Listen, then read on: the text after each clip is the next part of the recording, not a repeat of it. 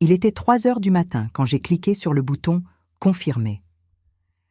Mes mains tremblaient, tellement que j'ai dû m'y reprendre à 2 fois. La lumière bleue de l'écran illuminait mon visage dans l'obscurité de mon bureau, et je pouvais voir mon reflet dans la fenêtre, une vieille femme de 75 ans, aux cheveux blancs tirés en chignon, le visage marqué par des décennies de décisions difficiles. Mais aucune n'avait été aussi déchirante que celle-ci. Transfert effectué, 3 400 000 €. Les mots dansaient devant mes yeux fatigués.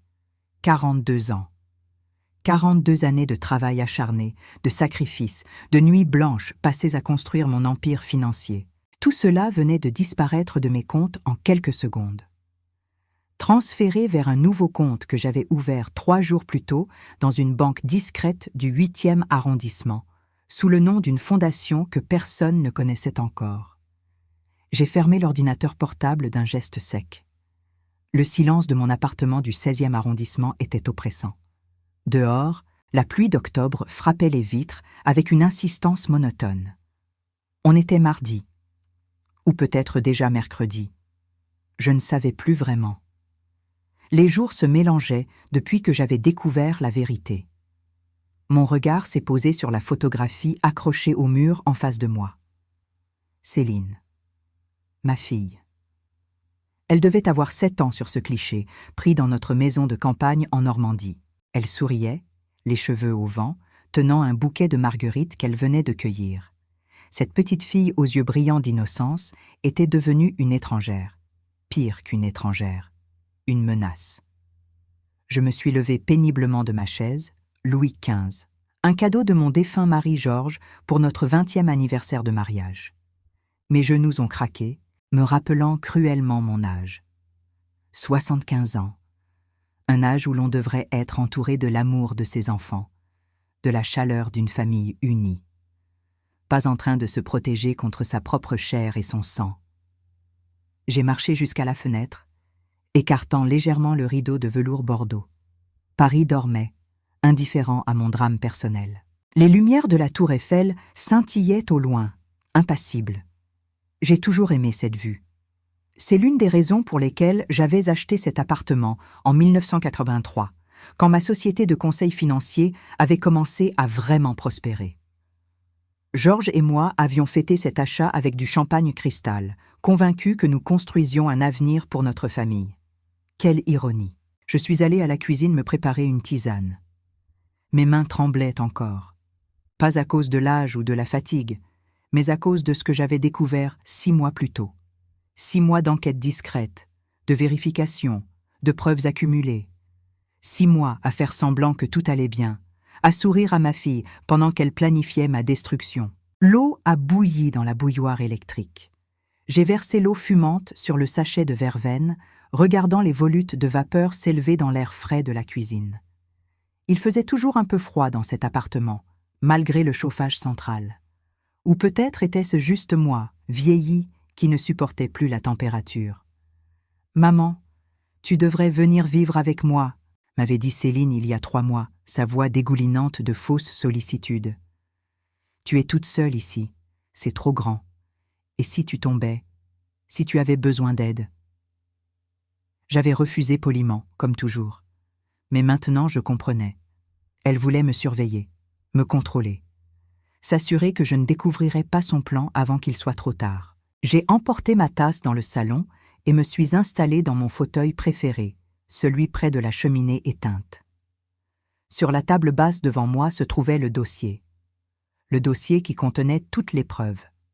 Emails imprimés, relevés bancaires, copies de documents juridiques, enregistrements de conversations. Tout avait commencé en avril. Céline était venue me rendre visite, comme elle le faisait 2 ou 3 fois par mois. Toujours charmante, toujours attentionnée. « Comment vas-tu, maman ? Tu as l'air fatiguée. Tu as bien pris tes médicaments ?» Ce jour-là, elle avait insisté pour m'accompagner à mon rendez-vous chez le cardiologue. J'avais accepté, touchée par son attention. Pendant que j'étais dans la salle d'examen, elle était restée dans la salle d'attente. Ou du moins, c'est ce que je pensais.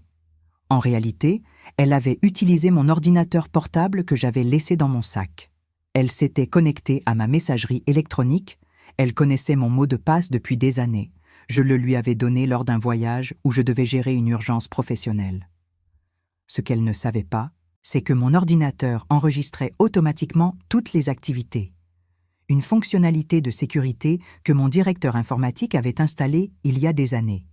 Et elle avait oublié de se déconnecter correctement. J'ai découvert les emails 2 semaines plus tard, par hasard, en vérifiant l'historique de ma boîte mail. Des messages envoyés depuis mon propre compte. À un avocat du nom de Bertrand Lacroix, un spécialiste du droit des personnes vulnérables et des interdictions judiciaires. Ma propre fille, planifiant de me faire déclarer inapte, de me retirer ma capacité juridique, de prendre le contrôle total de ma fortune. J'ai bu une gorgée de tisane. Elle était déjà tiède, comme tout dans ma vie ces derniers mois. Tiède, fade, mort. Le pire, ce n'était pas la trahison en elle-même. C'était la froideur méthodique avec laquelle elle avait tout planifié. Les emails étaient d'une précision chirurgicale. Il faut documenter ces oublis. Nous avons besoin de témoins crédibles. Le docteur Moreau est d'accord pour adapter son rapport psychiatrique. Adapter. Quel euphémisme charmant pour dire falsifier. Ma fille avait même prévu la clinique où elle m'enverrait. La clinique Sainte-Anne à Neuilly-sur-Seine, département de gérontopsychiatrie. Elle avait déjà visité les lieux, rencontré le personnel, choisi la chambre. Une chambre avec vue sur le jardin, avait-elle écrit dans un email, pour qu'elle soit confortable pendant son séjour prolongé. Séjour prolongé, indéfini plutôt. Les larmes me sont montées aux yeux, mais je les ai ravalées. J'avais assez pleuré ces 6 derniers mois. Maintenant, il était temps d'agir. Et j'avais agi. Le transfert était effectué. Mon argent était en sécurité, hors de sa portée. Je savais ce qui allait se passer. Dès demain, enfin, aujourd'hui, puisqu'il était déjà 3h30 du matin, elle essaierait d'utiliser ses cartes bancaires. Les cartes liées à mes comptes, dont je lui avais donné l'accès il y a des années, quand je lui faisais encore confiance. Quand je pensais qu'une mère devait partager avec sa fille, lui faciliter la vie, ces cartes seraient refusées, les comptes seraient vides, et elle viendrait ici, en colère, peut-être même enragée. J'étais prête. Enfin, je croyais l'être. Mais peut-on vraiment être prête à affronter la haine de son propre enfant ? J'ai fini ma tisane et je suis retournée me coucher, sachant que je ne dormirais pas. Dehors, Paris commençait lentement à s'éveiller. Bientôt, ma vie telle que je la connaissais serait terminée. Mais au moins, je l'affronterais debout, lucide, et maîtresse de mon destin. La tempête approchait, et cette fois, j'étais l'œil du cyclone. Je n'ai pas dormi. Comment aurais-je pu ? J'ai passé le reste de la nuit assise dans mon fauteuil, à regarder le jour se lever sur Paris. Les premiers rayons du soleil ont transpercé les nuages gris, illuminant les toits d'ardoise et les cheminées du 16e arrondissement. C'était beau, tragiquement beau, comme un dernier au revoir à la vie que j'avais connue. À 7h, je me suis préparée. Douche chaude, cheveux coiffés avec soin, tailleur Chanel bleu marine, celui que Georges m'avait offert pour mes 60 ans. Je voulais avoir l'air digne, forte, pas comme une vieille femme sénile et confuse, comme Céline voulait me faire passer. J'ai pris mon petit déjeuner dans la cuisine. Café noir, tartine beurrée avec de la confiture d'abricot maison que ma voisine, Madame Leclerc, m'avait offerte la semaine dernière. Tout avait un goût de cendre dans ma bouche, mais j'ai mangé quand même. Il fallait que je garde mes forces. À 9h, mon téléphone a sonné. Céline. Je n'ai pas répondu. Je savais qu'elle était probablement déjà en train d'essayer d'utiliser ses cartes. Peut-être au café de Flore, où elle prenait son petit déjeuner tous les mercredis avec ses amis, ou aux Galeries Lafayette, où elle faisait du shopping compulsif chaque semaine, dépensant mon argent comme si c'était de l'eau. Le téléphone a sonné encore, et encore, et encore. J'ai compté. 15 appels en 1 heure. Puis les messages ont commencé à arriver. « Maman, rappelle-moi immédiatement. »« Ouais, il y a un problème avec les cartes bancaires. »« Maman, c'est urgent. Qu'est-ce qui se passe? Mes cartes ne marchent pas. Je viens chez toi. » Ce dernier message est arrivé à 10h30. J'ai regardé l'heure. Elle habitait dans le Marais à 20 minutes en voiture, ou 45 minutes en métro si les transports étaient bondés.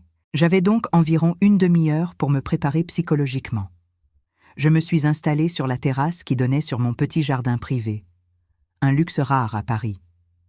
Les rosiers que j'avais plantés il y a 10 ans étaient en train de perdre leurs dernières fleurs. L'automne avait cette mélancolie particulière qui semblait refléter mon état d'âme. J'ai pris le dossier avec moi, toutes les preuves, tous les emails, tout ce dont j'avais besoin pour me défendre. À 11h12 exactement, j'ai entendu la porte d'entrée s'ouvrir avec violence. Elle avait toujours eu les clés. Je lui avais donné quand elle avait 18 ans. Pour les urgences, lui avais-je dit, si jamais il m'arrive quelque chose. Jamais je n'aurais imaginé qu'un jour, elle utiliserait ses clés pour envahir ma maison comme une furie. « Maman !» Sa voix a résonné dans tout l'appartement. Dure, furieuse, elle ne m'appelait même plus « maman » avec tendresse. C'était devenu une accusation, un reproche. J'ai attendu, immobile sur ma chaise de jardin, calme, du moins en apparence. À l'intérieur, mon cœur battait si fort que j'avais peur qu'il explose. Mes mains tremblaient légèrement, mais je les ai cachées sur mes genoux. Des pas précipités, des talons aiguilles claquant sur le parquet de chêne massif. Puis, elle est apparue sur la terrasse, et j'ai à peine reconnu ma propre fille. Son visage était rouge de rage. Ses cheveux, habituellement impeccablement coiffés, étaient désordonnés. Son maquillage avait coulé. Avait-elle pleuré? Et ses yeux brillaient d'une fureur que je n'avais jamais vue auparavant. Elle portait un tailleur Dior blanc qui devait coûter au moins 3 000 €. Acheté avec mon argent, évidemment. « Qu'est-ce que tu as fait ?» a-t-elle hurlé. Je ne me suis pas levée. Je suis restée assise, les mains toujours sur mes genoux, et je l'ai regardée calmement. « Bonjour Céline, tu veux un café ?»« Un café ? Tu me demandes si je veux un café ?» Elle a traversé la terrasse en 3 enjambées et s'est plantée devant moi, tremblante de colère. « Mes cartes, toutes mes cartes ont été refusées. Je suis allée à la banque ce matin. Le directeur lui-même m'a reçue. Il m'a dit que les comptes étaient vides. 3 400 000 €. Disparus. » Sa voix montait dans les aigus. Des postillons volaient de sa bouche. J'ai remarqué qu'elle avait cassé un ongle, probablement en tambourinant sur le comptoir de la banque. « J'ai effectué un transfert, » ai-je répondu doucement. « C'est mon argent, j'en fais ce que je veux. »« Ton argent ?» Elle a éclaté d'un rire hystérique. « Ton argent, c'est l'argent de la famille. C'est mon héritage, tu n'as pas le droit de faire ça. » « Je n'ai pas le droit ?» J'ai haussé un sourcil. « C'est intéressant, parce que selon la loi française, j'ai tous les droits. C'est moi qui ai gagné cet argent, pas toi. »« Je suis ta fille !» a-t-elle crié, si fort que j'ai vu Madame Leclerc apparaître à sa fenêtre d'à côté. « J'ai des droits. Tu ne peux pas me déshériter comme ça. »« Je ne t'ai pas déshérité, » ai-je dit calmement. « Tu recevras ta part légale. La quotité disponible me permet de disposer librement de la moitié de mon patrimoine, et c'est exactement ce que j'ai fait. » Elle est restée bouche bée pendant quelques secondes. Puis son visage s'est tordu dans une expression de pure haine. « Tu as planifié ça. Tu savais que j'allais essayer d'utiliser les cartes aujourd'hui. Tu m'as piégé. » « Je me suis protégée, ai-je corrigé. Nuance. Protégée ? De quoi ? De ta propre fille ? Oui. Ce simple mot est tombé comme une pierre dans l'eau. Le silence qui a suivi était assourdissant. Même les oiseaux dans le jardin semblaient s'être tus. Céline m'a regardée, incrédule. Puis quelque chose a changé dans ses yeux. La fureur a laissé place à quelque chose de plus froid, de plus calculé. « Tu es devenue folle, » a-t-elle dit lentement. « C'est ça. Tu as perdu la tête. Tu es sénile, incapable de gérer tes affaires. » J'ai souri, un sourire triste. « C'est exactement ce que tu voulais faire croire, n'est-ce pas ?» Elle a tressailli. Imperceptiblement, mais j'ai vu. « Je ne comprends pas de quoi tu parles. »« Oh, je crois que si. » J'ai pris le dossier posé à côté de moi et l'ai ouvert. Les emails imprimés sont tombés sur la table en verre. « Cher maître Lacroix », ai-je commencé à lire à voix haute. Suite à notre conversation téléphonique, je confirme ma volonté d'engager une procédure d'interdiction judiciaire concernant ma mère, Marguerite Dubois. Ses troubles cognitifs s'aggravent de jour en jour. Elle laisse le gaz allumé, oublie de prendre ses médicaments et confond régulièrement les dates. J'ai peur pour sa sécurité et pour la préservation de son patrimoine. J'ai levé les yeux. Céline était devenue blanche comme un linge. Email envoyé le 18 avril 2024 à 14h37 depuis mon ordinateur portable, pendant que j'étais chez le cardiologue. Tu te souviens de ce jour, Céline ? Elle ne disait rien. Elle ne bougeait plus. On aurait dit une statue de sel. Il y en a d'autres, beaucoup d'autres. Nous devons trouver un psychiatre qui acceptera d'exagérer dans son rapport. Le docteur Moreau est d'accord pour 3 000 €. J'ai visité la clinique. C'est parfait. Chambre privée. Surveillance, 24h/24. Elle ne pourra plus rien faire une fois internée. Ma voix tremblait maintenant. Pas de colère, de tristesse. D'une tristesse si profonde qu'elle me déchirait le cœur. Tu avais tout planifié, m'enfermer, me déclarer inapte, prendre le contrôle de ma fortune. Et ensuite, qu'aurais-tu fait, Céline ? M'aurais-tu rendu visite une fois par mois dans ma chambre médicalisée ? Ou aurais-tu simplement attendu que je meure, enfin débarrassée de l'obstacle que j'étais devenue ? Je peux expliquer. Elle cherchait ses mots, paniquée. Explique alors. Et là, sous mes yeux, ma fille, mon unique enfant, celle que j'avais portée pendant 9 mois, que j'avais allaitée, élevée, aimée de tout mon cœur, s'est effondrée. Mais pas dans le remords, dans la rage. « Explique » a explosé Céline. « Tu veux que j'explique ? D'accord, je vais t'expliquer » Elle a commencé à faire les 100 pas sur la terrasse, ses talons martelant les dalles de pierre comme des coups de marteau. « Tu sais ce que c'est que de vivre dans ton ombre ?» Sa voix était devenue stridente, presque hystérique. « Ah, voici la fille de la grande Marguerite Dubois, la brillante investisseuse, la femme d'affaires accomplie. Et moi ? Elle s'est retournée brusquement vers moi, pointant un doigt accusateur. « Je n'existe pas, je n'ai jamais existé, sauf comme la fille de Marguerite. Pas Céline, pas moi, juste ton appendice. Céline, je t'ai toujours encouragée à... » Encouragée ?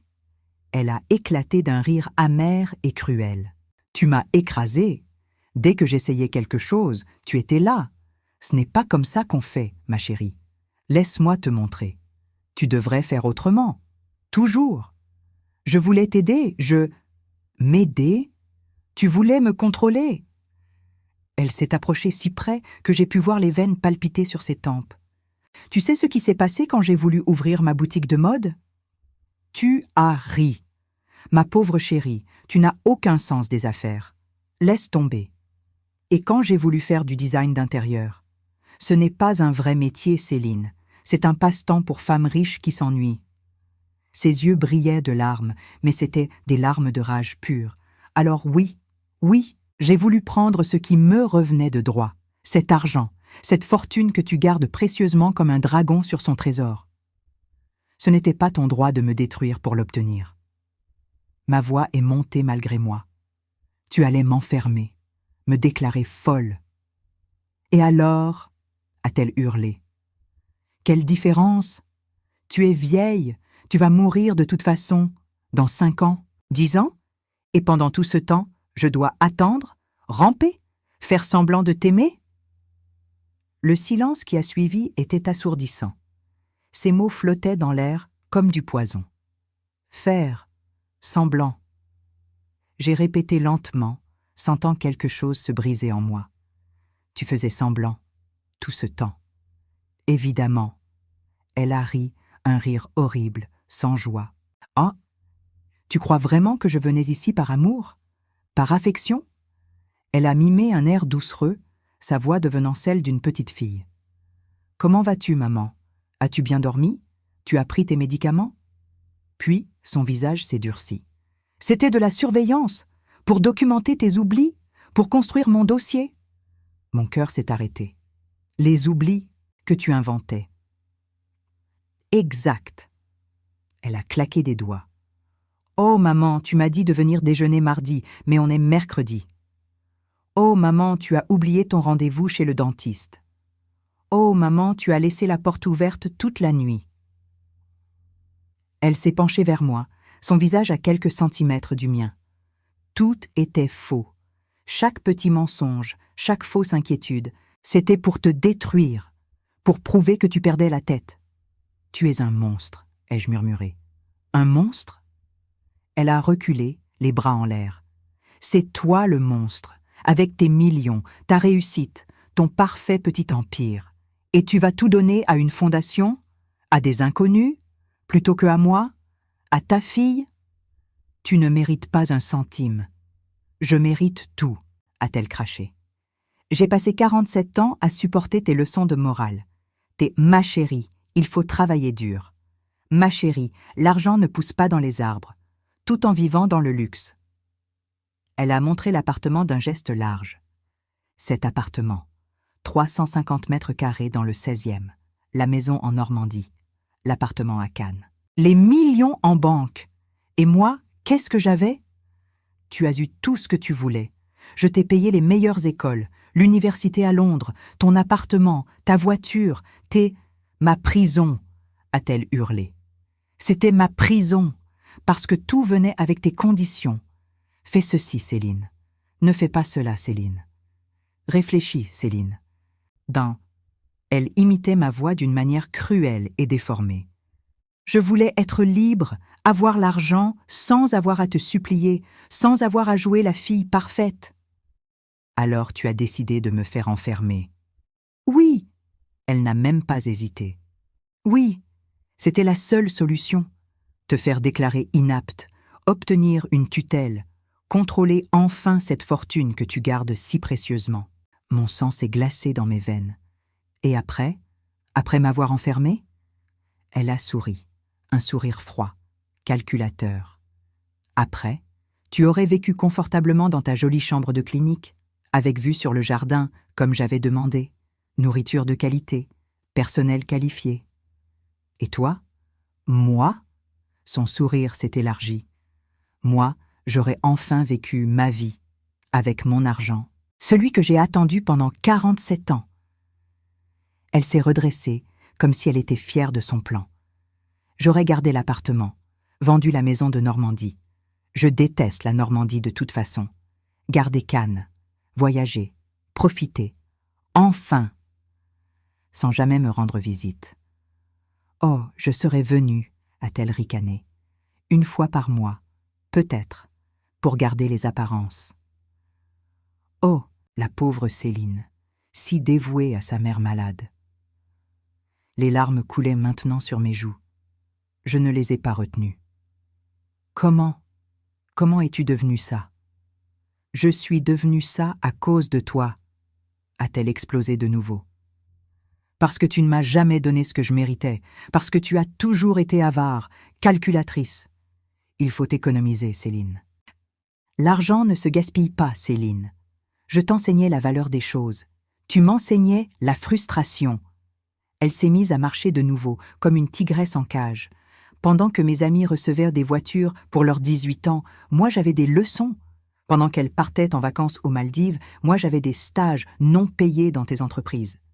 C'était pour ton bien, pour que tu apprennes à apprendre. Elle s'est retournée, le visage déformé par la haine.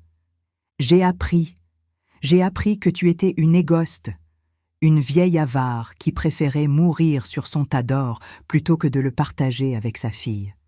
Céline, ne m'appelle pas comme ça. Elle a pointé un doigt tremblant vers moi. Tu n'as plus le droit. Tu n'as plus le droit de jouer la mère aimante, pas après ce que tu as fait. Ce que j'ai fait. Pour la première fois, je me suis levée. Mes jambes tremblaient, mais je me suis tenue droite. Moi ? C'est toi qui as essayé de me détruire, de me voler, de m'enfermer comme une vieille folle. Parce que c'est ce que tu es, a-t-elle hurlé. Une vieille folle qui s'accroche à son argent. Nous étions face à face maintenant, toutes les deux tremblantes de rage et de douleur. Sors, ai-je dit d'une voix basse et tremblante. Sors de chez moi. Avec plaisir. Elle a attrapé son sac Hermès. Mais ce n'est pas fini, tu entends? Ce n'est pas fini. Si, c'est fini. Elle s'est figée à mi-chemin. Quoi? J'ai pris une profonde inspiration.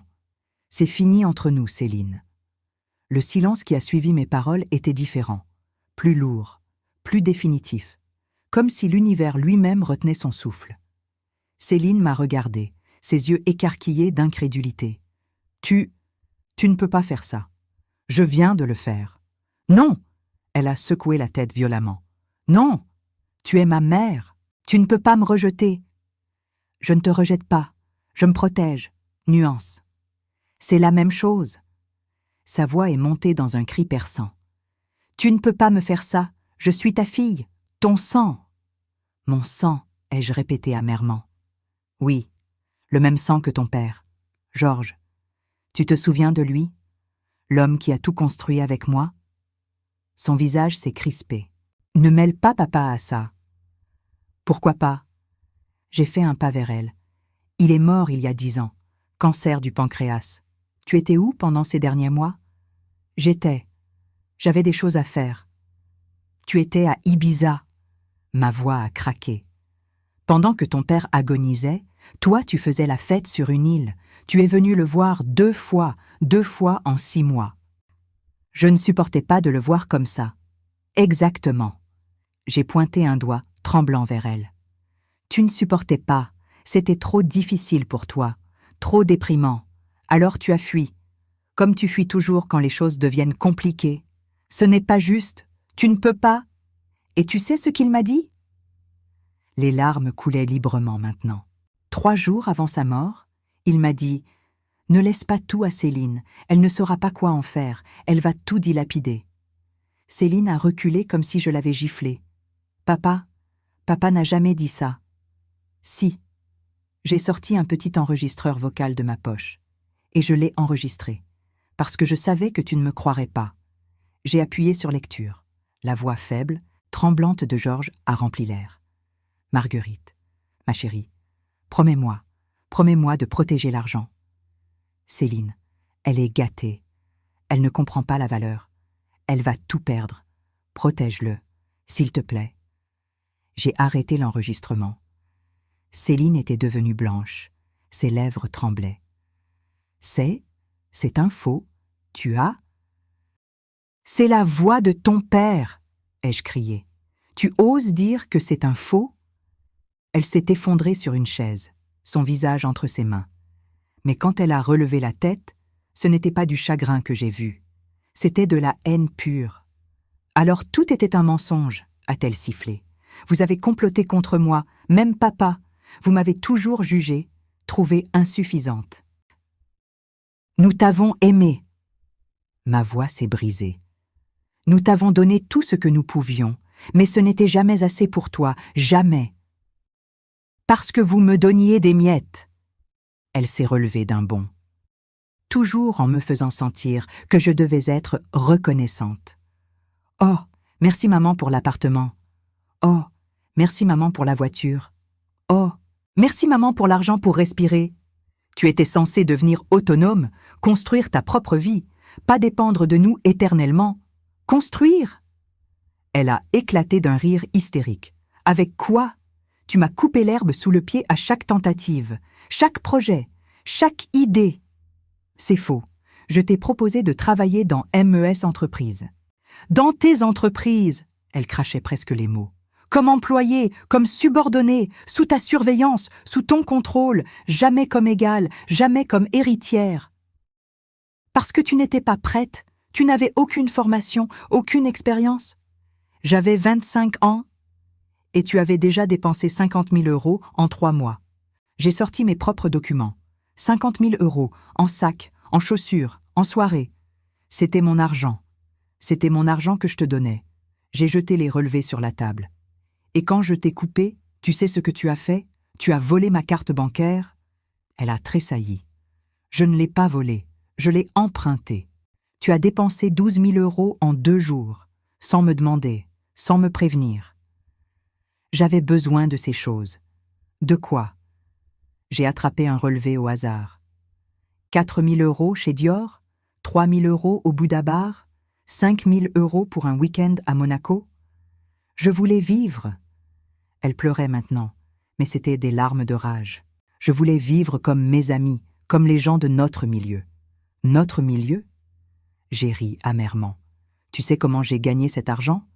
En travaillant 80 heures par semaine, en sacrifiant mes week-ends, mes vacances, ma santé. Oh, encore le couplet de la martyre. Ce n'est pas un couplet, c'est la vérité. Je tremblais de tout mon corps maintenant. J'ai commencé avec rien. Mes parents étaient ouvriers. Je me suis battue pour chaque centime. Et tu as toujours gardé le contrôle de chaque centime. Parce que je savais, j'ai frappé la table du poing, je savais que si je te laissais libre accès, tu ruinerais tout en quelques années. Tu ne sais rien. Elle s'est approchée de nouveau, menaçante.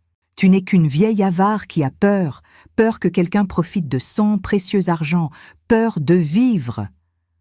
Je ne veux pas vivre de façon irresponsable. Non, tu veux survivre comme une pauvre, avec tes millions. Elle a craché les mots. Tu sais ce que mes amis disent, que tu es pathétique, une millionnaire qui se comporte comme une mendiante, qui refuse de profiter. Qui compte chaque euro? Tes amis? J'ai secoué la tête. Ces parasites qui te fréquentent pour mon argent? Mes amis sont plus famille que toi. Tes amis disparaîtront dès que l'argent sera fini. Alors donne-le-moi. Elle a hurlé si fort que sa voix s'est cassée. Donne-le-moi maintenant, que je puisse enfin être heureuse. Heureuse? J'ai murmuré. Tu crois que l'argent te rendra heureuse? Oui, pas d'hésitation. Oui, plus que cette vie de privation que tu m'imposes. Privation? J'ai regardé autour de nous. Tu vis dans un appartement à 100 000 €. Tu conduis une Mercedes. Tu portes des vêtements de créateur.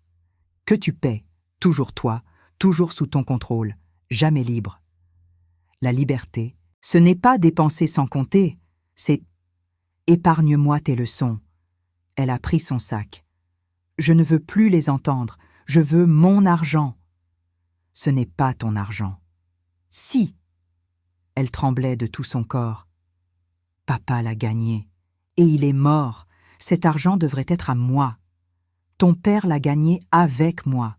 Nous étions partenaires, et il voulait que je le protège. Il voulait que tu le gardes pour toi, tu veux dire. Non, il voulait que je le protège de ta cupidité. Le mot est resté suspendu dans l'air. Cupidité. Je l'avais enfin dit. Céline m'a regardé avec une expression que je n'oublierai jamais. Un mélange de haine, de douleur et quelque chose d'autre. Quelque chose de mort. Alors c'est ça, a-t-elle dit doucement. Trop doucement. C'est ce que tu penses de moi.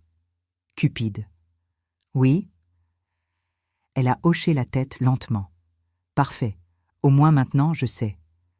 Elle a tourné les talons pour partir, mais je n'en avais pas fini. Attends. Elle s'est arrêtée, le dos tourné.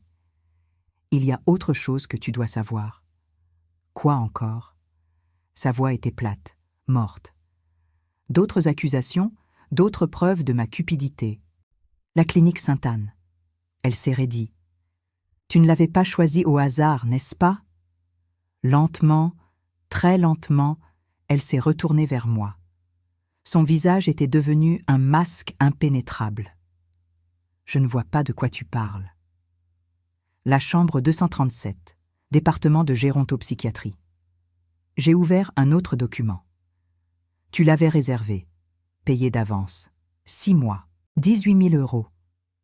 Ses mâchoires se sont serrées. J'étais prudente, au cas où tu aurais vraiment besoin de soins. Vraiment? J'ai posé une photo sur la table. C'est la même chambre où Madame Fontenay a été internée il y a 2 ans. Tu te souviens d'elle? Céline a pâli. C'était une coïncidence. Une coïncidence. J'ai ri sans joie. Madame Fontenay. 80 ans. Millionnaire. Internée par sa fille et son gendre pour démence sénile. Elle est morte 6 mois plus tard, d'une chute accidentelle dans la salle de bain. Je n'avais rien à voir avec... Tu étais amie avec sa fille. Ma voix a tonné. Anne-Sophie Fontenay, votre petite bande du Marais, c'est elle qui t'a donné l'idée, n'est-ce pas? Céline n'a pas répondu. Elle n'en avait pas besoin. Son silence était une confession. Mon Dieu. J'ai porté une main à ma bouche. Tu as vu comment elle a fait, et tu as voulu reproduire le même schéma. Anne-Sophie a fait ce qu'elle devait faire, a explosé Céline. Sa mère était horrible avec elle, exactement comme toi avec moi, toujours à critiquer, à contrôler, à étouffer. Et sa mère est morte, Céline, 6 mois après l'internement. On parle d'une femme qui a été tuée par la négligence. C'était un accident pratique. J'ai jeté d'autres documents sur la table. Anne-Sophie a hérité de 4 millions d'euros. Elle a tout dépensé en 18 mois. Aujourd'hui, elle est ruinée. C'est ça ton modèle. Elle a vécu, elle a profité. Elle a gaspillé. J'ai serré les poings. Et maintenant, elle est fauchée, divorcée et alcoolique. C'est ça que tu veux? Au moins, elle a été libre. Libre de se détruire, j'ai crié. Et tu voulais faire pareil? Me tuer à petit feu dans une clinique pour avoir mes millions? Pour les dilapider en quelques années comme cette idiote? Je ne suis pas Anne-Sophie. Non! Tu es pire! Les mots sont sortis avant que je puisse les retenir. Parce qu'au moins, elle avait une excuse. Sa mère était une alcoolique violente. Mais moi? Qu'est-ce que je t'ai fait? À part t'aimer? Te protéger? M'étouffer? Elle sanglotait maintenant. Tu m'as étouffé toute ma vie. Tes règles, tes principes, ta morale. Ma morale qui t'a empêché de devenir une épave humaine. Ta morale qui m'a empêché d'être moi. Elle s'est frappée la poitrine. Moi, pas une copie de toi, pas la fille du bois parfaite, juste moi. Et qui es-tu, Céline? J'ai demandé doucement. Dis-moi, sans mon argent, sans mon nom, sans mes contacts. Qui es-tu? Elle m'a regardée, bouche ouverte, cherchant ses mots. Tu ne sais pas. Ce n'était pas une question. Parce que tu n'as jamais construit d'identité propre. Tu t'es défini uniquement par rapport à moi, en opposition à moi. C'est de ta faute. Non, j'ai secoué la tête. C'est de la tienne. Je t'ai donné toutes les opportunités, l'éducation, les contacts, l'argent de départ. Mais tu as choisi de ne rien en faire. Tu as choisi de rester dépendante, parce que c'était plus facile. Plus facile? Elle a ri hystériquement. Tu appelles ça facile? Venir ici 2 fois par semaine? Supporter tes commentaires, tes critiques? Tu venais pour l'argent, pas pour moi. Oui. Elle l'a admis sans hésitation. Oui, pour l'argent, parce que c'est tout ce que tu as à offrir. De l'argent, pas d'amour, pas de chaleur, juste du contrôle et de l'argent. Je t'ai aimé. Non. Elle a pointé un doigt accusateur. Tu as aimé l'idée de moi. La fille parfaite que tu voulais que je sois. Pas moi, jamais moi. C'est faux. Vraiment? Ses yeux brillaient de larmes et de colère. Alors pourquoi tu as toujours préféré tes entreprises à moi? Pourquoi tu ratais mes anniversaires? Mes spectacles de danse? Mes remises de diplômes? J'ai ouvert la bouche, mais aucun son n'est sorti. Exactement, a-t-elle triomphé amèrement. Tu ne peux même pas nier, parce que c'est vrai. Tes entreprises, tes investissements, tes réunions, toujours plus importants que moi. Je construisais notre avenir. Tu construisais ton empire. Elle tremblait. Et je n'étais qu'un accessoire, quelque chose à exhiber lors des dîners. Oh, voici ma fille Céline, elle est si jolie, si bien élevée. Mais jamais. Voici ma fille, je suis fière d'elle. Je suis fière de toi. Menteuse. Le mot a claqué comme un fouet. Tu as toujours eu honte de moi, parce que je n'étais pas assez brillante, pas assez ambitieuse, pas assez comme toi. Céline. Non! Elle a levé une main. Non, plus de mensonges, plus de fausses consolations. Je sais ce que tu penses. Je l'ai toujours su. Un silence lourd est tombé entre nous. Dehors, le ciel s'était assombri. Des gouttes de pluie commençaient à tomber. Peut-être. J'ai commencé lentement. Peut-être que j'ai fait des erreurs. Peut-être que j'ai été trop dure, trop exigeante. Elle m'a regardée avec méfiance. Mais ça ne justifie pas ce que tu as fait. J'ai montré les documents étalés sur la table. Rien ne justifie ça. M'enfermer, me faire passer pour folle, me voler. Je ne te volais pas, je prenais ce qui me revenait. En me détruisant, tu me détruis depuis 47 ans. Nous nous sommes affrontés du regard, deux femmes brisées, séparées par un abîme infranchissable. Très bien, ai-je finalement dit, puisque c'est comme ça, puisque je t'ai tant fait souffrir, puisque je suis ce monstre que tu décris. J'ai pris mon téléphone. « Qu'est-ce que tu fais » a-t-elle demandé, soudain inquiète. « J'appelle mon avocat, Maître Beaumont. Je vais tout lui raconter. Les emails, le complot, ta tentative d'interdiction judiciaire frauduleuse. Tu ne peux pas. » Si. J'ai composé le numéro. Et je vais porter plainte. Pour tentative d'escroquerie, abus de confiance et tentative d'internement abusif. Elle est devenue blanche. Tu ne ferais pas ça. Pourquoi pas ? J'ai haussé les épaules. Puisque je suis un monstre, puisque je ne t'ai jamais aimé, puisque je suis si horrible, autant aller jusqu'au bout, non ? Maman. Pour la première fois, sa voix était suppliante. S'il te plaît, ne fais pas ça. Pourquoi ? J'ai arrêté mon geste. Donne-moi une raison de ne pas le faire. Une seule. Elle a ouvert la bouche, l'a refermée, a cherché ses mots. Je suis ta fille. Ça ne suffit plus. Les larmes coulaient librement sur son visage maintenant. Du mascara noir traçait des lignes sombres sur ses joues. « Qu'est-ce que tu veux » a-t-elle chuchoté. « Que je rampe ? Que je te supplie ?»« Je veux la vérité. » J'ai reposé le téléphone. La vraie vérité. Pas les excuses, pas les justifications. Juste la vérité. Elle m'a regardé longuement, puis elle s'est effondrée sur une chaise, le visage entre les mains. « La vérité, » a-t-elle murmuré.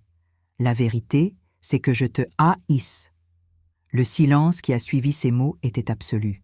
Même la pluie semblait s'être arrêtée. Le monde entier retenait son souffle. « Répète » ai-je dit d'une voix que je ne reconnaissais pas comme la mienne.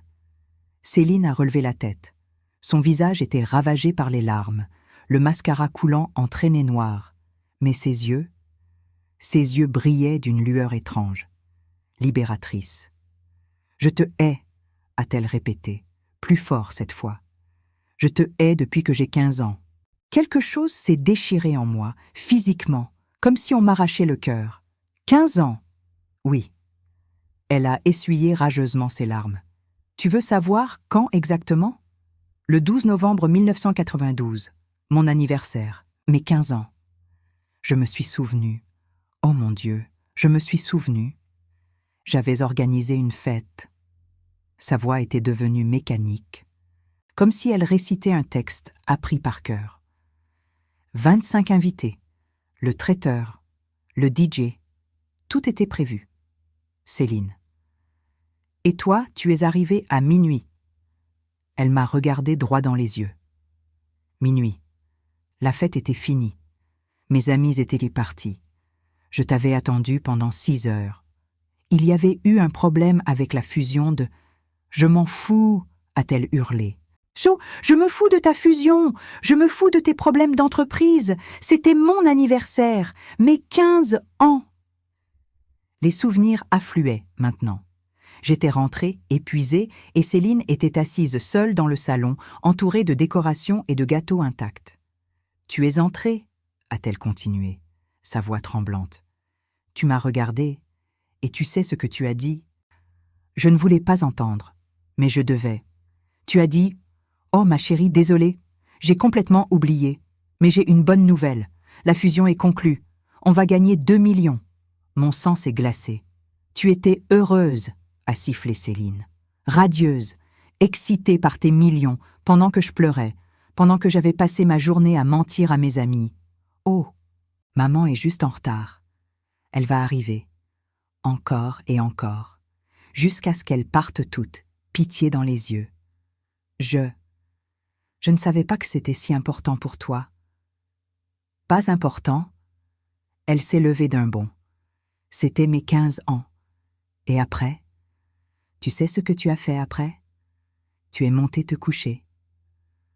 Je suis épuisée, chérie. On rattrapera demain. On l'a fait. On a fait quelque chose le lendemain. Tu m'as emmenée chez Chanel. Son rire était amer. Tu m'as acheté un sac, 3000 francs, et tu as dit « Voilà, ça compense, non ?» Comme si l'argent pouvait remplacer ta présence. Elle s'est approchée de moi, son visage à quelques centimètres du mien. Ce jour-là, j'ai compris. Tu ne serais jamais là pour moi. Pas vraiment.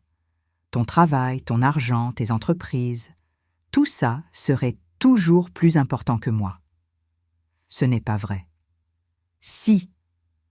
Elle a frappé la table du poing. Mon récital de piano? Tu n'es pas venu. Match de tennis où je jouais la finale? Pas venu. Remise du baccalauréat? En retard de 2 heures? Mon mariage avec Thomas? Elle a ri. Un rire horrible, sans joie. Ah oui. Mon mariage, tu te souviens? Comment pourrais-je oublier?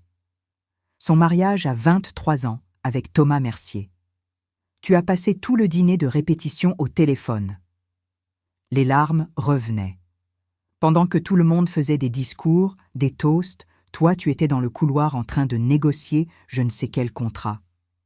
C'était une urgence. C'était mon mariage. Sa voix s'est brisée.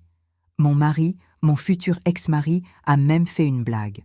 J'espère que Marguerite sera là pour la cérémonie, ou elle va la manquer aussi. Tout le monde a ri, mais moi j'avais envie de mourir de honte. Céline, je suis désolée, Arrête. Elle a levé les mains. Arrête avec tes désolés. Tu sais combien de fois tu m'as dit désolé dans ma vie? Des centaines, des milliers, et ça ne change rien. Parce que tu ne me pardonnes jamais. Parce que tu recommences toujours. Elle sanglotait maintenant. Toujours la même promesse. La prochaine fois, je serai là. La prochaine fois, je ferai attention. La prochaine fois. Mais la prochaine fois n'arrive jamais. Je me suis assise lourdement. Mes jambes ne me portaient plus. Mon divorce avec Thomas, a-t-elle continué impitoyablement. J'étais dévastée. Je venais de découvrir qu'il me trompait.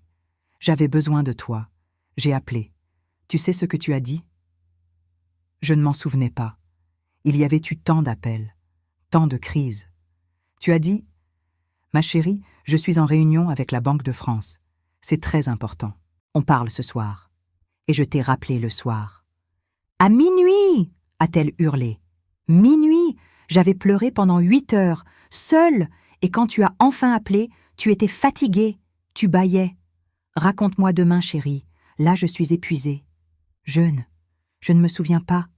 Bien sûr que non. » Elle riait et pleurait en même temps. Parce que pour toi, ce n'était qu'un moment banal, un appel parmi tant d'autres, mais pour moi, c'était le pire jour de ma vie. Céline, tu veux savoir le pire? Elle s'est penchée vers moi. Le pire, c'est que j'ai essayé de t'excuser. Pendant des années. Maman travaille dur. Maman construit notre avenir. Maman nous aime à sa façon. Elle a secoué la tête. Mais un jour, j'ai compris. Tu ne nous aimais pas à ta façon. Tu ne nous aimais pas du tout. Tu aimais ton travail, ton succès, ton argent. Nous n'étions que des obligations, des choses à gérer entre 2 réunions. C'est faux. J'ai toujours. Papa le savait.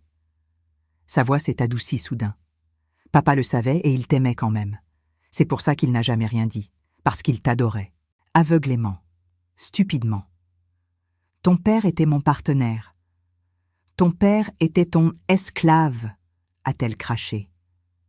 Il organisait sa vie autour de la tienne, il annulait ses projets pour tes réunions.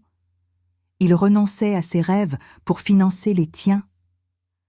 Ce n'est pas vrai. Georges avait sa propre carrière. Qui l'a abandonné. Elle a sorti son téléphone, cherchant frénétiquement. « Tiens, regarde !» Elle m'a montré une photo.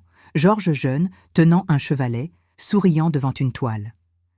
Tu sais ce que papa voulait être? Artiste, peintre, il était doué. Il avait été accepté aux Beaux-Arts. Je sais, il m'en avait parlé. Et tu sais pourquoi il a abandonné?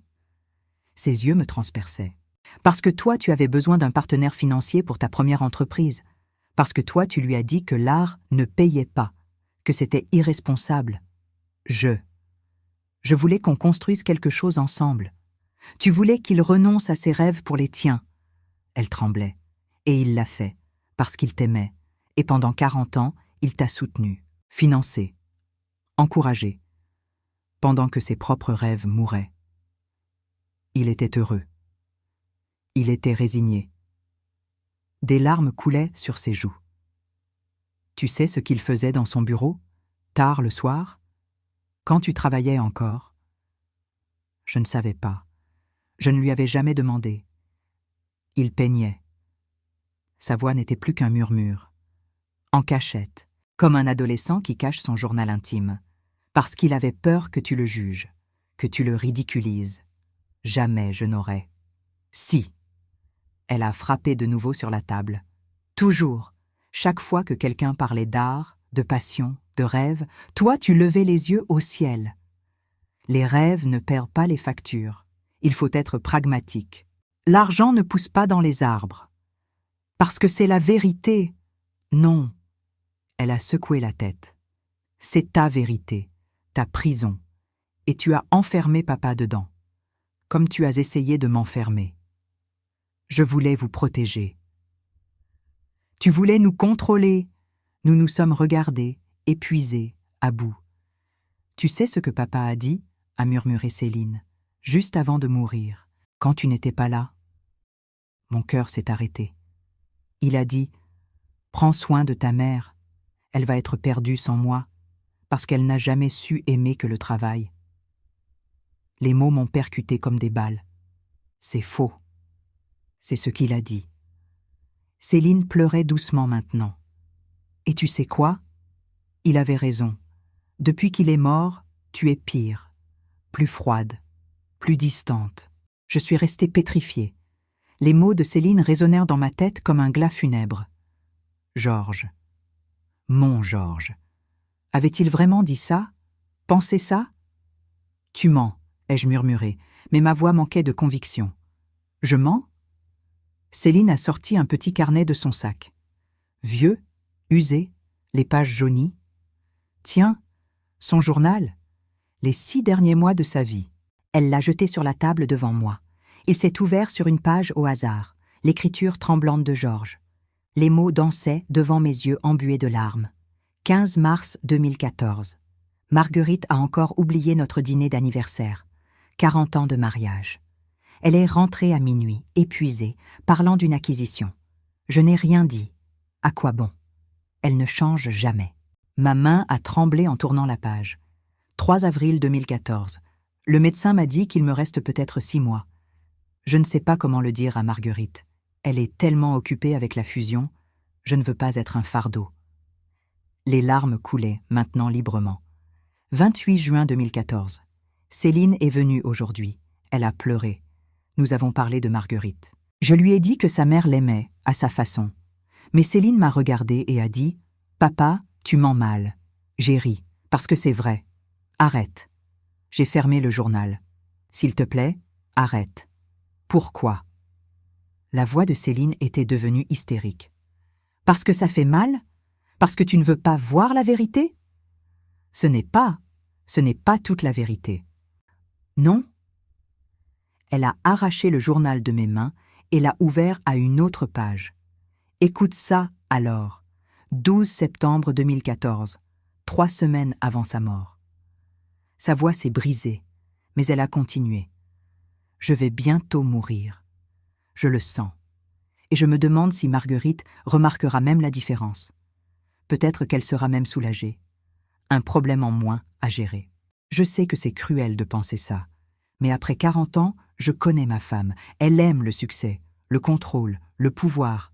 Moi, j'étais juste, pratique. Non! J'ai hurlé, me levant brusquement.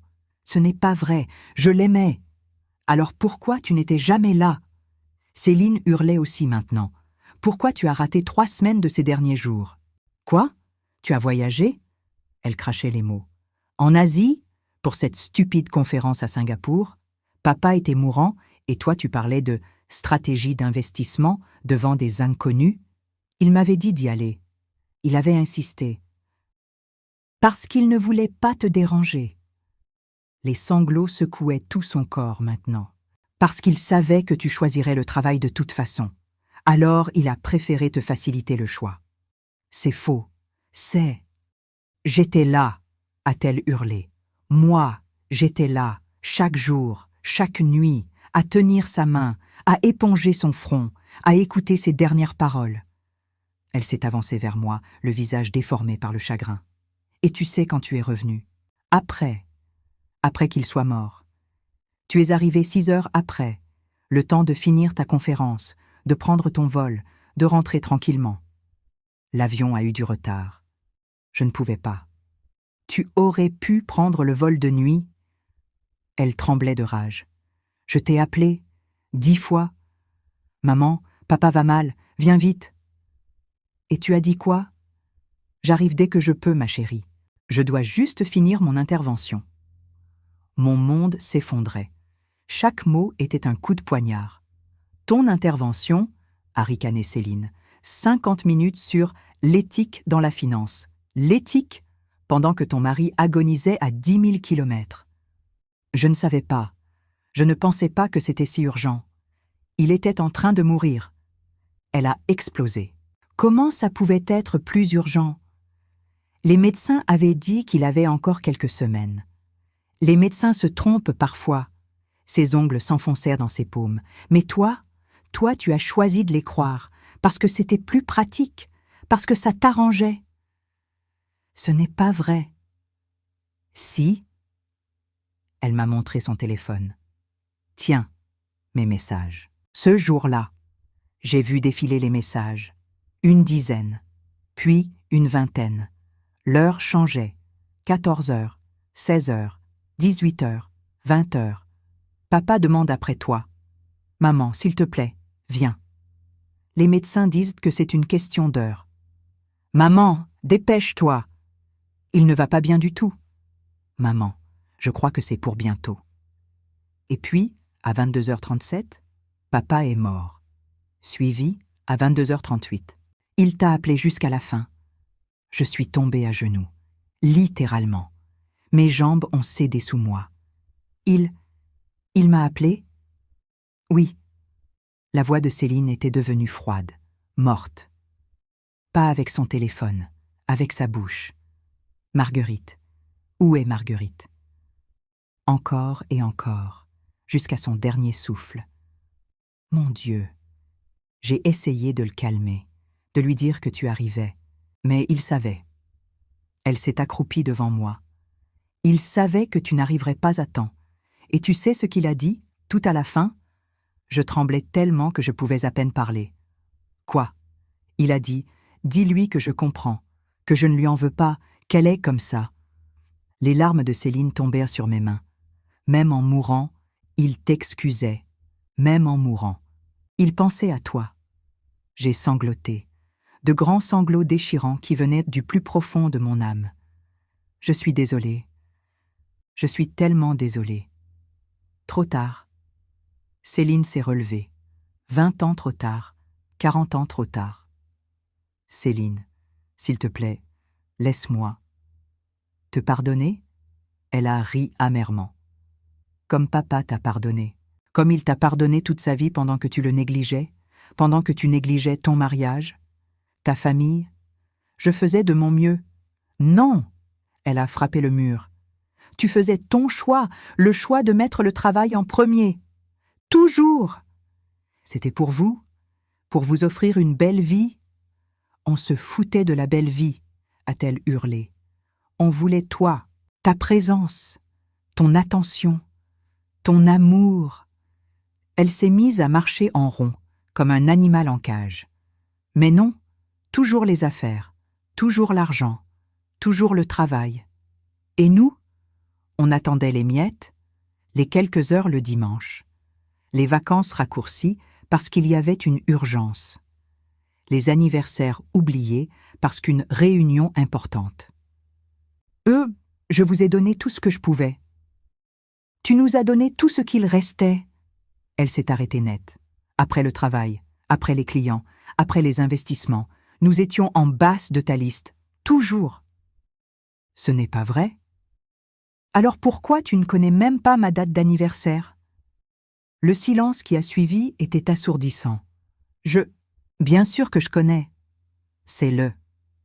Le quoi? Son sourire était cruel. Allez, dis-le. Je cherchais dans ma mémoire. Le 12? Non. Le 15? Novembre ou octobre? Tu ne sais pas. Ce n'était pas une question. Ta propre fille. Et tu ne sais même pas quand elle est née. C'est le 12 novembre. Ai-je murmuré, soudain pas sûr. C'est le 13. Ses yeux brillaient de larmes.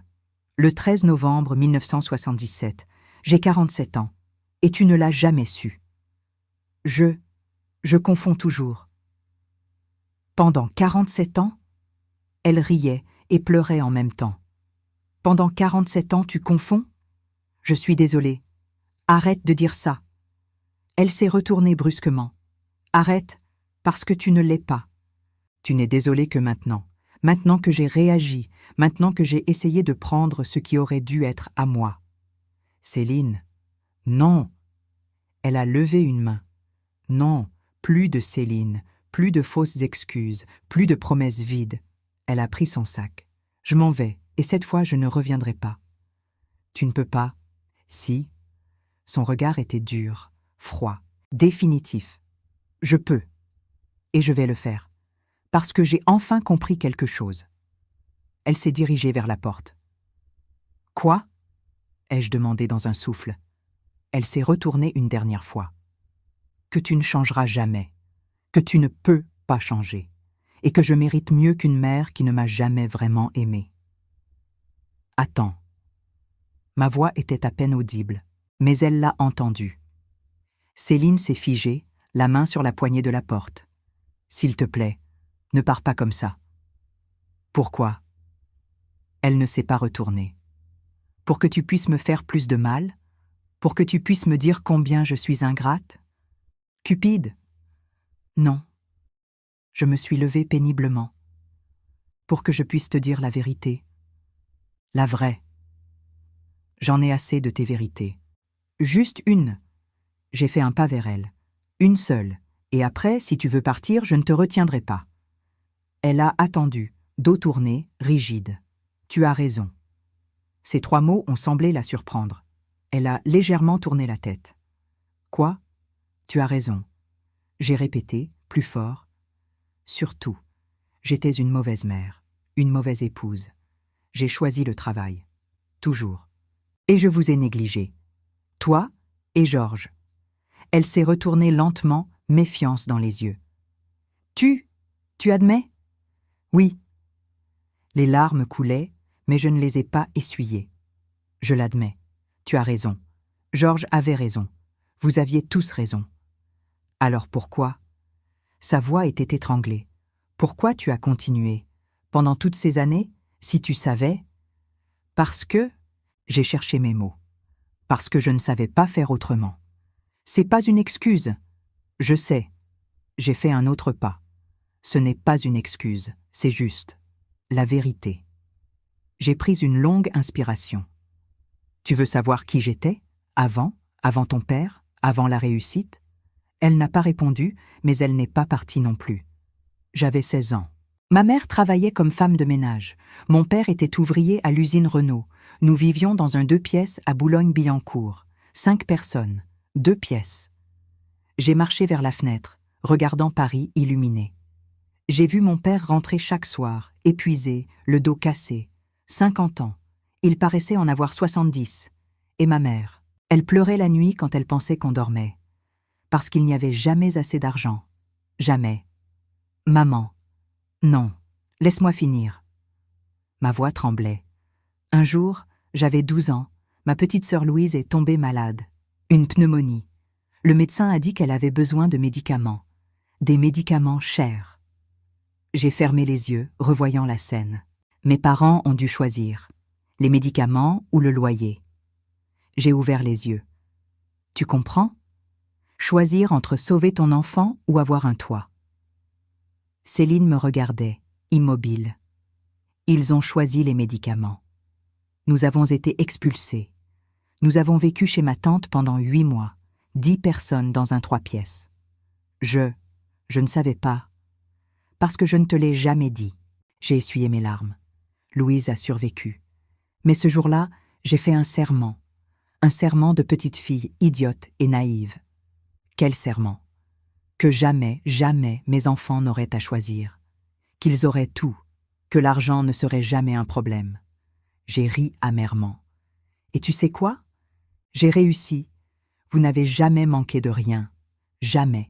Meilleur collège, meilleure université, meilleurs vêtements, meilleure vie. Au prix de ton absence, a murmuré Céline. Oui, j'ai hoché la tête, au prix de mon absence, parce que je pensais vraiment, que c'était ça, l'amour, donner, fournir, protéger financièrement. Ce n'est pas l'amour. Je sais, j'ai souri tristement. Maintenant je sais, mais à l'époque, j'étais tellement terrifiée de redevenir cette petite fille pauvre, terrifiée de vous voir souffrir comme j'avais souffert. Alors tu as travaillé. J'ai travaillé. J'ai acquiescé. Comme une folle. 80 heures par semaine. Puis 90. Puis 100. Parce que chaque euro gagné était un euro de sécurité. Un euro de protection. Mais nous ne voulions pas de protection? La voix de Céline s'est élevée. Nous voulions une mère. Je sais, j'ai crié. Je sais maintenant, mais à l'époque, je ne comprenais pas. Je pensais que je faisais bien. Nous nous sommes regardés, 2 femmes brisées, séparées par des décennies de malentendus. Georges essayait de me le dire, ai-je murmuré. Il me disait « Marguerite, ralentis, profite, nous avons assez. » Mais je ne pouvais pas, je ne savais pas. Pourquoi? Parce que pour moi, assez n'existait pas. J'ai serré les poings. Il y avait toujours cette peur viscérale de tout perdre, de redevenir cet enfant qui regardait ses parents pleurer. Alors tu as sacrifié ta famille. Oui. Pas d'excuses, pas de justification. Oui, c'est exactement ce que j'ai fait. Un long silence. Et maintenant? A finalement demandé Céline. Maintenant que tu sais, qu'est-ce que ça change? Papa est mort. Moi je te hais. Ça ne change rien. J'ai admis. C'est trop tard. Pour Georges. Pour toi. Pour tout. Alors pourquoi me dire tout ça? Parce que tu mérites de savoir. Je l'ai regardé droit dans les yeux. Tu mérites de savoir que ce n'était pas ta faute, que tu n'étais pas assez bien, que c'était moi, toujours moi, ma peur, mon obsession, ma folie. Des larmes ont commencé à couler sur les joues de Céline. Tu penses vraiment que je n'étais pas le problème? J'en suis certaine. J'ai fait un pas vers elle. Tu étais parfaite. Tu es parfaite. C'est moi qui étais brisée. Brisée? Oui. J'ai posé une main sur mon cœur. Ici, brisée ici. Par ma propre enfance, par mes propres peurs, et je vous ai brisé à mon tour, toi et Georges. Céline sanglotait maintenant. Pourquoi? Pourquoi tu ne me l'as jamais dit? Parce que j'avais honte. Les mots sortaient difficilement. Honte de mes origines, honte de ma faiblesse. Je voulais être forte, invincible. La grande Marguerite Dubois. Mais tu n'étais pas heureuse. Non. J'ai secoué la tête. Je ne l'ai jamais été, pas vraiment. Le travail remplissait le vide, mais il ne le comblait jamais. Et l'argent? Les millions? L'argent. J'ai ri sans joie. L'argent était ma prison. Plus j'en avais, plus j'avais peur de le perdre. Plus j'avais peur, plus je travaillais. C'était un cercle vicieux. Alors pourquoi continuer? Parce que je ne savais pas arrêter. Ma voix s'est brisée. C'était tout ce que je connaissais. travailler, gagner, protéger. Je ne savais pas.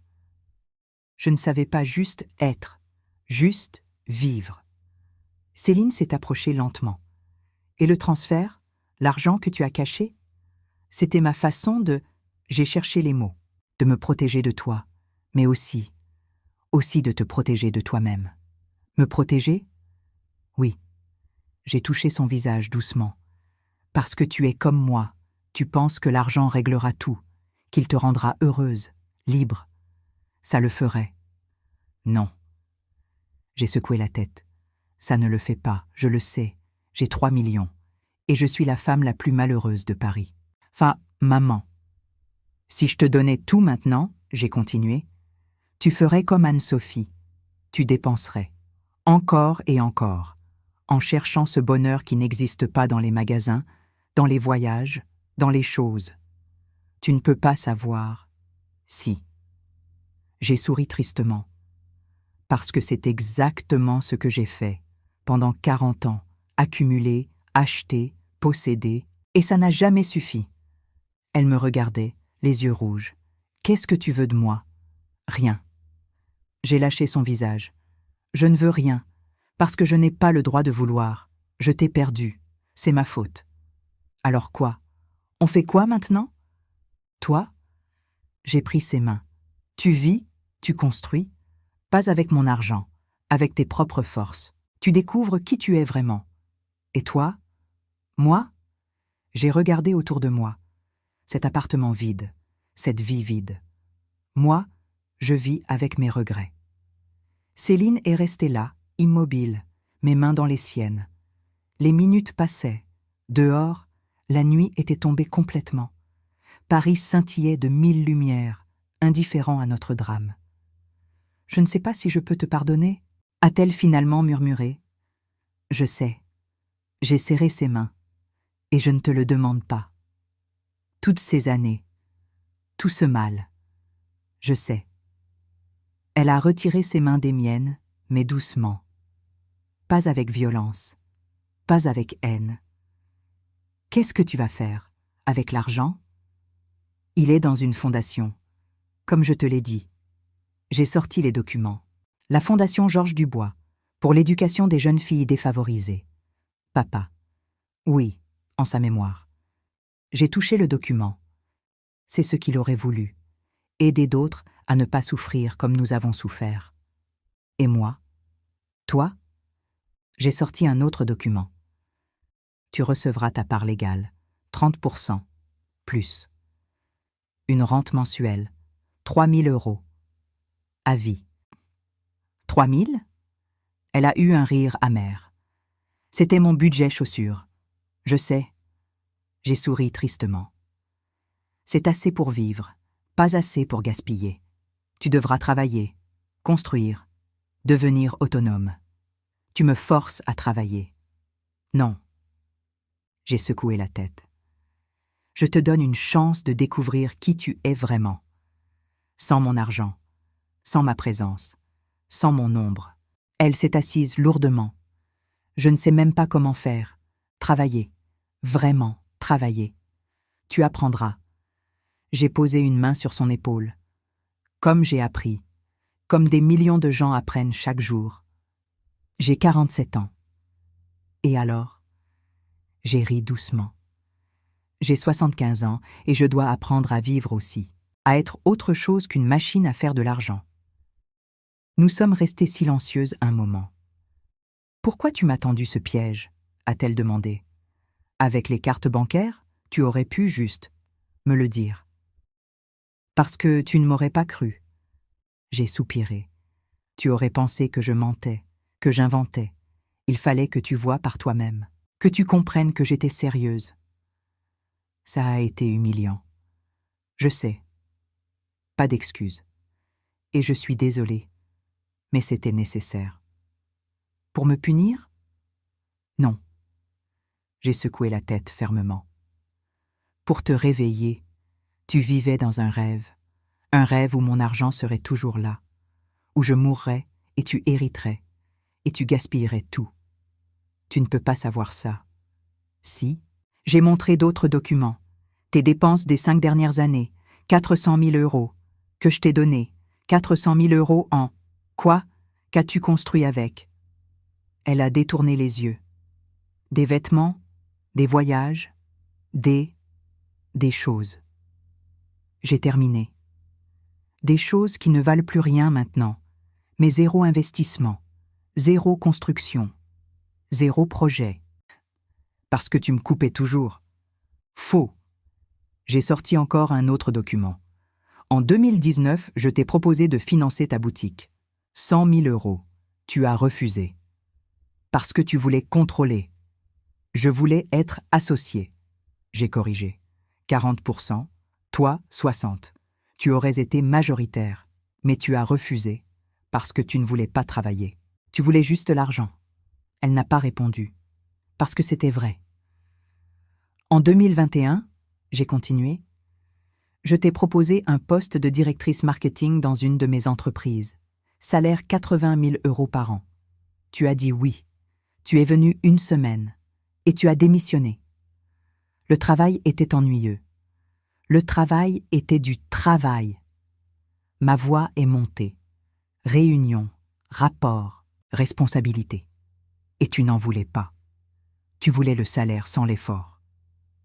Ce n'est pas juste. C'est la vérité. J'ai frappé la table. Et c'est pour ça que je ne peux pas te laisser tout l'argent, parce que tu le détruirais, comme tu as détruit toutes les opportunités que je t'ai données. Les larmes coulèrent de nouveau sur son visage. Je ne sais pas comment être comme toi. Ne sois pas comme moi. J'ai pris son visage entre mes mains. Sois toi, trouve ta passion, ton talent, quelque chose qui te berle de l'intérieur. Je ne sais pas ce que c'est. Alors cherche. J'ai souri à travers mes larmes. Tu as 47 ans. Tu as une rente. Tu as du temps. Explore. Essaye. Échoue. Réessaye. Et si je ne trouve jamais, tu trouveras. J'ai touché son cœur. C'est là, quelque part, enterré sous des années de dépendance. Mais c'est là. Elle a posé sa main sur la mienne. Est-ce qu'on peut se revoir? J'ai hésité. Longtemps. Je ne sais pas. Maman. Je ne sais pas, j'ai répété. Il y a eu trop de mal, trop de douleur. Mais tu es ma mère, et tu as essayé de me faire enfermer. Les mots étaient durs mais nécessaires. De me voler, de me détruire. J'étais désespérée. Je sais, j'ai retiré ma main. Mais certaines choses sont impardonnables. Alors c'est fini? Sa voix était brisée. C'est vraiment fini entre nous? Je ne sais pas. J'ai regardé par la fenêtre. Peut-être. Peut-être qu'un jour, dans des années, quand tu auras trouvé ta voie, quand tu seras devenu toi-même, peut-être qu'on pourra se reparler. Des années, oui. J'ai hoché la tête. Des années, parce que la confiance prend des années à reconstruire. Et tu l'as détruite. Complètement. Elle a pris son sac en silence. Cette fois, je ne l'ai pas retenue. Il y a une dernière chose, ai-je dit alors qu'elle ouvrait la porte. Elle s'est retournée. Bertrand Lacroix, ton avocat. Son visage a pâli. Quoi? Je l'ai dénoncé au barreau. J'ai montré d'autres documents. Tentative de fraude, falsification de documents, corruption de médecins. Il sera radié. Oui. Pas de remords. Il a essayé de détruire une vieille femme pour de l'argent. Il mérite de perdre sa licence. Et le docteur Moreau? Pareil, dénoncé à l'ordre des médecins. J'ai croisé les bras. Tous ceux qui ont participé à ce complot vont payer. Même moi? Toi? J'ai réfléchi. Non, parce que tu es ma fille, et malgré tout ce que tu as fait, je ne peux pas te détruire complètement. Donc je m'en tire. Tu t'en tires avec 3 000 euros par mois et l'obligation de construire ta vie. J'ai souri tristement. Ce n'est pas s'en tirer, c'est une condamnation à la responsabilité. Elle a hoché la tête lentement. Je suppose que je mérite ça. Tu mérites pire. J'ai été honnête. Mais je suis ta mère. Et apparemment, même après tout ça, je n'arrive pas à te haïr complètement. Un long, long silence. Au revoir, maman. Au revoir, Céline. La porte s'est refermée, doucement, définitivement. Je suis restée là, au milieu de mon grand appartement vide, entouré de mes meubles de luxe et de ma richesse inutile. Seule, complètement seule. J'ai regardé la photo de Georges sur la cheminée. Mon Georges, qui m'avait aimé malgré mes défauts, qui m'avait pardonné jusqu'à son dernier souffle. Tu avais raison, mon amour, ai-je murmuré. J'aurais dû ralentir, profiter, vous aimer mieux. Le silence était ma seule réponse. J'ai pris mon téléphone et j'ai appelé Maître Beaumont. Marguerite, préparez les documents, ai-je dit. Je veux créer une deuxième fondation, pour les parents qui travaillent trop, pour leur apprendre à s'arrêter, à voir leurs enfants, avant qu'il soit trop tard. C'est une excellente idée. Utiliser le reste de mon argent. Tout. J'ai regardé autour de moi. Et vendez l'appartement. Vendez tout. Je vais m'installer dans un petit studio. Quelque chose de simple. Marguerite, vous êtes sûre? Plus que sûre. J'ai souri. Il est temps que j'apprenne à vivre. Vraiment vivre. Pas juste survivre et accumuler. J'ai raccroché et je me suis assise une dernière fois sur mon fauteuil Louis XV. 75 ans. Une fortune bâtie. Une famille perdue. Mais peut-être qu'il n'était pas trop tard pour apprendre, pour changer, pour devenir la personne que Georges avait toujours espéré que je serais. Dehors, Paris brillait, impassible, éternel. Et moi, Marguerite Dubois, millionnaire solitaire, j'ai pleuré. Pleuré pour ma fille, pleuré pour mon mari, pleuré pour toutes les années perdues. Mais demain serait différent. Demain, je commencerai à vivre, vraiment.